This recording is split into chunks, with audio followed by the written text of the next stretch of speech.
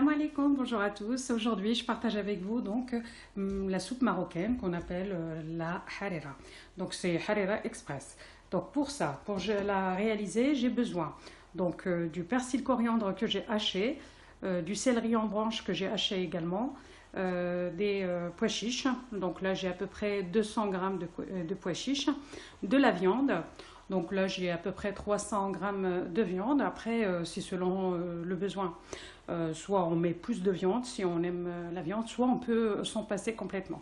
Des lentilles. Donc les lentilles, j'en ai mis à peu près 150 grammes. Après, pour ce qui est donc des épices, donc là, j'ai du poivre, du curcuma, du sel, du safran, donc du paprika et donc là du gingembre et du cumin. J'ai besoin également donc du concentré de tomate, de l'huile de tournesol et du coulis de tomate. Ça, on peut le réaliser avec des tomates fraîches qu'on mixe sans la peau, ou bien on peut très bien prendre du coulis de tomate du commerce qui est déjà prêt. Mais il vaut mieux le faire naturel, c'est plus sain. Au moins, on sait ce qu'il y a dedans. Donc, on ne va pas tarder, on commence rapidement pour réaliser donc cette harira express. Donc, je mets ma cocotte sur le gaz, je mets tous les ingrédients dedans, donc tout ce qu'on a cité ensemble. Je vais mettre 2 grandes cuillères d'huile. Ceux qui aiment bien l'huile d'olive, ils peuvent très bien mettre l'huile d'olive. Moi, dans la harira, j'aime pas mettre l'huile d'olive.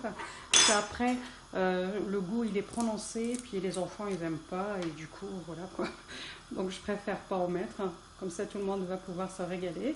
Donc, je mets une petite cuillère, en fait, de chaque ingrédient. Et je laisse revenir un petit peu.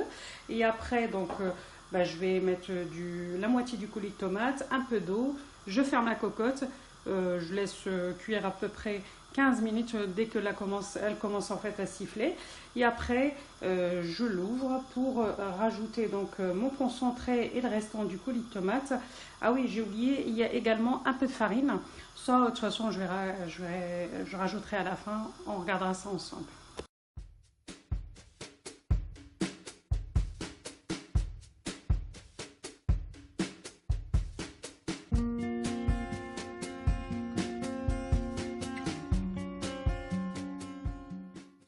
Alors, j'oublie pas de rajouter également un oignon que j'ai coupé grossièrement parce que de toute manière avec la cuisson il va fondre. Donc hop, voilà. Donc, là je mets la moitié en fait du coulis de tomate. Donc ça correspond. J'ai à peu près 1 litre. Hein. Donc je mets la moitié et l'autre moitié en fait je la garde vers la fin. Donc après l'avoir laissé donc revenir un petit peu, je vais arroser avec de l'eau chaude. Je compte un petit quart d'heure à partir du moment où la cocotte elle commence donc à siffler.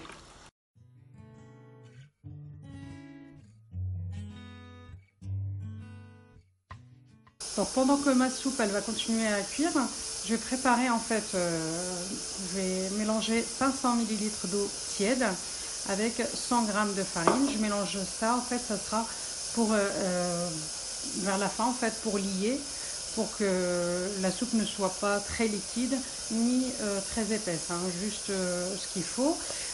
Avant cela, donc je vais rajouter, là j'ai pris des pâtes, mais vous pouvez prendre, là c'est des cheveux d'ange. On peut utiliser également donc du riz ou des langues d'oiseau, on peut s'en passer également. Moi je préfère utiliser ça et un petit pot en fait de concentré de tomate.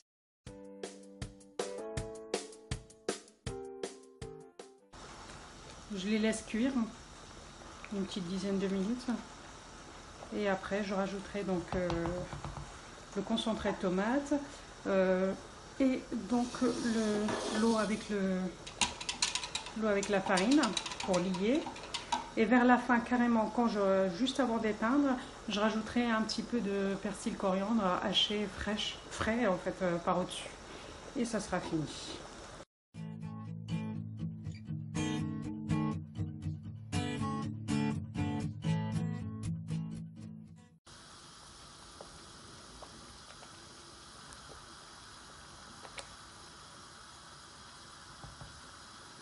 Donc là, il y a des petites bulles. Donc la farine, elle est cuite, la viande est cuite, tout y est cuit. J'ai goûté donc pour l'assaisonnement, il manque rien. Donc je rajoute un petit peu de persil coriandre à la fin. Donc moi je rajoute directement dans la cocotte. Après on peut rajouter bien sûr dans les bols. Et là on n'a plus qu'à passer au dressage.